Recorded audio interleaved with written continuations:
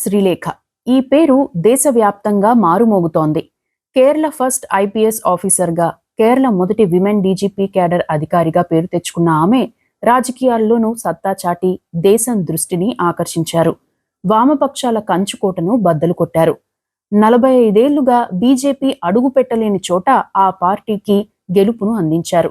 తద్వారా రానున్న కాలంలో కేరళలో కమల వికాసానికి నాంది పలికారు. అంతేకాదు, పరిస్థితులు అనుకూలిస్తే ఆమె పేరు దేశ రాజకీయాల్లో కీలకంగా మారనుంది. అసలు శ్రీలేఖ నేపథ్యం ఏంటి? ఐపీఎస్గా లేడీ సింగంగా ఎలా పేరు తెచ్చుకున్నారు? రాజకీయాల్లోకి ఎందుకు వచ్చారు? బీజేపీలో ఎందుకు చేరారు? కార్పొరేటర్గా ఎందుకు పోటీ చేయాల్సి వచ్చింది? లెఫ్ట్ పార్టీల కంచుకోటను ఎలా బద్దలు కొట్టారు అనే అంశాలను ఈ వీడియోలో తెలుసుకుందాం. కేరళ అంటేనే కమ్యూనిస్టుల కంచుకోటగా చెబుతుంటారు. దేశవ్యాప్తంగా లెఫ్ట్ పార్టీల ప్రభావం క్షీణిస్తున్నా కేరళలో మాత్రం ఆ పార్టీలు ఉనికిని కాపాడుకుంటూ వస్తున్నాయి. అక్కడ అధికారం ఎల్డీఎఫ్ చేతిలో లేదా యూడీఎఫ్ చేతిలోనే ఉంటుంది. కాంగ్రెస్ కూడా అక్కడ చిన్న పార్టీగానే ఉందంటే కేరళలో లెఫ్ట్ పార్టీల ప్రభావం ఏంటో అర్థం చేసుకోవచ్చు. కేరళలో బీజేపీ పోటీలోనే లేనట్లు భావిస్తారు. ఇక 45 ఏళ్ల చరిత్రలో బీజేపీ అక్కడ పెద్దగా ప్రభావం చూపలేకపోయింది. 2016లో తిరువనంతపురంలోని నేమం అసెంబ్లీ సీటు గెలిచినా 2021లో జరిగిన ఎన్నికల్లో ఈ సీటును కోల్పోయింది. 2024 లోక్సభ ఎన్నికల్లో ఓట్ల శాతం పెంచుకుంటున్నా బోని కొట్టలేకపోయింది. అయితే ప్రస్తుతం జరిగిన స్థానిక సంస్థల ఎన్నికల్లో ఆ పార్టీ అనూహ్య విజయాన్ని సాధించింది. ఎన్డీఏ కూటమి తిరువనంతపురం మున్సిపల్ కార్పొరేషన్ స్థానాన్ని కైవసం చేసుకుంది. 101 స్థానాలున్న కార్పొరేషన్లో బీజేపీ ఒంటరిగా 50 స్థానాల్లో గెలుపొందింది. ఎల్డీఎఫ్ కూటమి 29 సీట్లు సాధించగా, కాంగ్రెస్ భాగస్వామిగా ఉన్న యునైటెడ్ డెమోక్రటిక్ ఫ్రంట్ 19 స్థానాల్లో విజయాన్ని సాధించింది. 2 స్థానాల్లో ఇండిపెండెంట్ అభ్యర్థులు గెలుపొందారు. ఇవి కాకుండా ఎర్నాకులం జిల్లాలోని త్రిపునితుర మున్సిపాలిటీతో పాటు పాలక్కడ్లోనూ బీజేపీ జయకేతనం ఎగురవేసింది.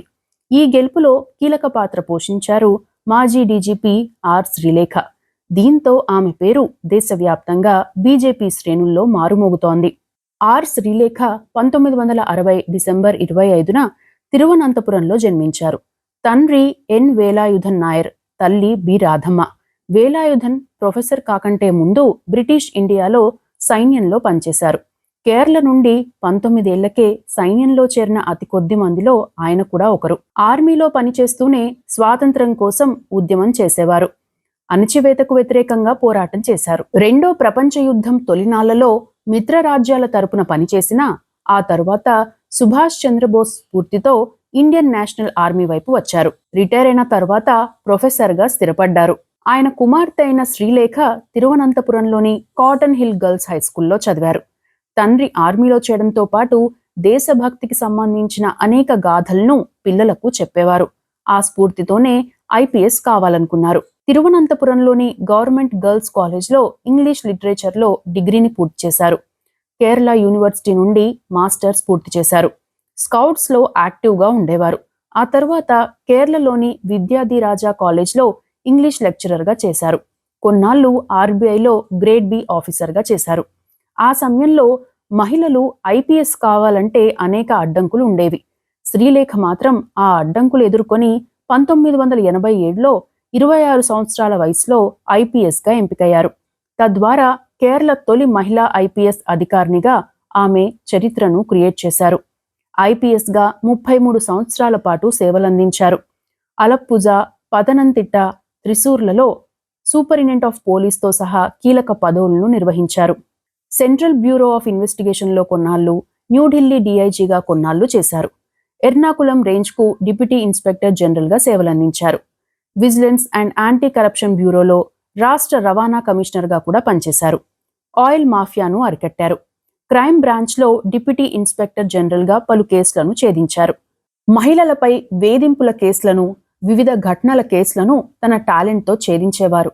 మహిళా హక్కులపై తన గళాన్ని విప్పేవారు. ఆ తరువాత ఐజీగా, ఏడీజీపీగా సేవలందించారు. డీజీపీ హోదాను పొందారు. అయితే కొన్ని రాజకీయ ఒత్తిళ్ల కారణంగా శ్రీలేఖను ఆకస్మికంగా బదిలీ చేసేవారు. ఆ క్రమంలోనే Kerala state cooperative rubber marketing federation managing డైరెక్టర్గా, roads and bridges development corporation of కేరళకు మేనేజింగ్ డైరెక్టర్ గా నియమితులయ్యారు. తన కెరీర్లో సాయుధ పోలీస్ బెటాలియన్స్ కమాండెంట్ గా వ్యవహరించారు. కేరళ తొలి ఐపీఎస్ ఆఫీసర్గా, కేరళలో తొలి డీజీపీ హోదా సాధించిన ఐపీఎస్ అధికారిగా రికార్డులను క్రియేట్ చేశారు శ్రీలేఖ. 2020లో పదవీ విరమణ చేశారు. ఓవైపు ఐపీఎస్ గా ఉంటూనే లా విద్యను పూర్తి చేశారు. ఇక వివిధ శాఖల్లో పనిచేస్తున్న సమయంలో అవినీతిపై పోరాడేవారు. మహిళా హక్కుల కోసం గలం విప్పేవారు. కేరళ పోలీస్ ఫోర్స్ లో మహిళలపై వివక్ష ఉండడాన్ని బహిరంగంగానే విమర్శించేవారు. గతంలో కేరళ హోంమంత్రి రాధాకృష్ణన్ అవినీతిపై బహిరంగంగానే మాట్లాడారు. కేరళను కుదిపేసిన ల్యాండ్ స్కామ్ లో పలువురి మంత్రుల పేర్లను బయటపెట్టారు. ఆ క్రమంలోనే ఆమెపై అనేక ఒత్తిళ్లు వచ్చాయి. ఇక పోలీస్ శాఖలో కొందరు అవినీతి అధికారులపైన కేసులను దాఖలు చేశారు శ్రీలేఖ. బెదిరింపులను ఎదుర్కొన్నారు. పరువు నష్టం దావాలు ఎదుర్కొని విజయాన్ని సాధించారు. శ్రీలేఖ చేస్తున్న పోరాటం నేపథ్యంలో చాలా మంది నాయకులు, కొందరు అధికారులు ఆమెకు శత్రువులుగా మారారు. కొన్ని ఆరోపణలు చేశారు. అయితే కేంద్ర ప్రభుత్వం కూడా ఆ ఆరోపణలపై ఎంక్వైరీ చేయించింది. ఆ ఆరోపణల నుండి క్లీన్ చిట్ పొందారు శ్రీలేఖ. శ్రీలేఖ కెరీర్లో ముఖ్యంగా చెప్పుకోవాల్సిన అంశాలు కొన్ని ఉన్నాయి. కేరళలో ప్రైవేట్ ట్రాన్స్పోర్ట్ ఆపరేటర్స్ మాఫియాను ఉక్కుపాదంతో అణిచివేశారు. వాహనాల ఫిట్నెస్ లేకుండా, సరైన అనుమతులు లేకుండా, ట్యాక్స్లు కట్టకుండా నడుపుతున్న వాహనాలను సీజ్ చేశారు. తద్వారా రాష్ట్రంలో రోడ్డు ప్రమాదాల సంఖ్యను గణనీయంగా తగ్గించారంటే కేరళలో ప్రైవేట్ బస్సుల మాఫియా ఏ స్థాయిలో ఉండేదో అర్థం చేసుకోవచ్చు.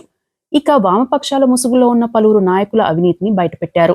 కేరళలో ఆమె హయాంలో అనుమతి లేని వాహనాలు, నిబంధనలు పాటించని వాహనాలపై విధించిన పన్నులు, పెనాల్టీలు వందల కోట్లలో ఉండేవి.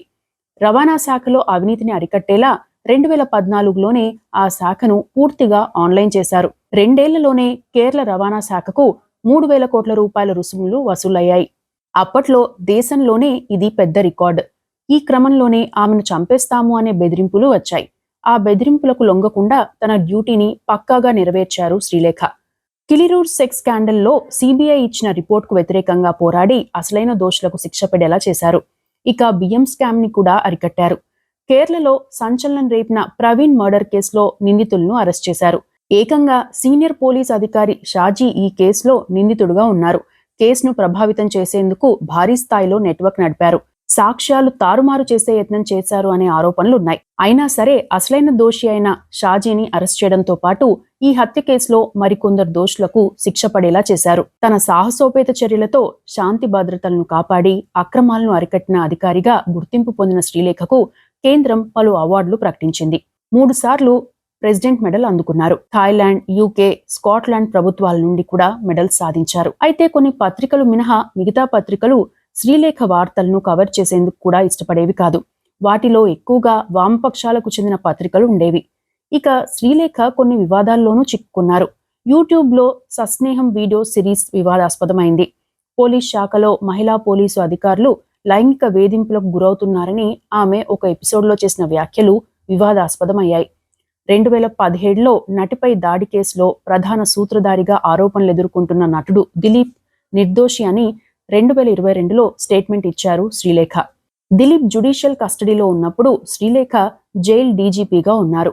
మీడియా ఒత్తిడి మేర పోలీసులు అతన్ని ఇరికించారని ఆమె తన వీడియోలో ఆరోపించారు. ఇవి కాకుండా మరికొన్ని ఉన్నాయి. వాటిపై ప్రభుత్వాలు ఎంక్వైరీకి ఆదేశించాయి. అయితే ఆ ఆరోపణల నుండి క్లీన్ చిట్ పొందారు శ్రీలేఖ. ఇక 2022లో రిటైర్ అయిన శ్రీలేఖ 2024లో తన భర్తతో కలిసి బీజేపీలో జాయిన్ అయ్యారు. కొన్నాళ్లకు కేరళ బీజేపీ ఉపాధ్యక్షురాలిగా ఉన్నారు. గత డిసెంబర్ 9న జరిగిన కేరళ స్థానిక సంస్థల ఎన్నికల్లో ఆమె తిరువనంతపురం కార్పొరేషన్ పరిధిలో శాస్తమంగళం డివిజన్ నుండి పోటీ చేసి ఘన విజయాన్ని సాధించారు.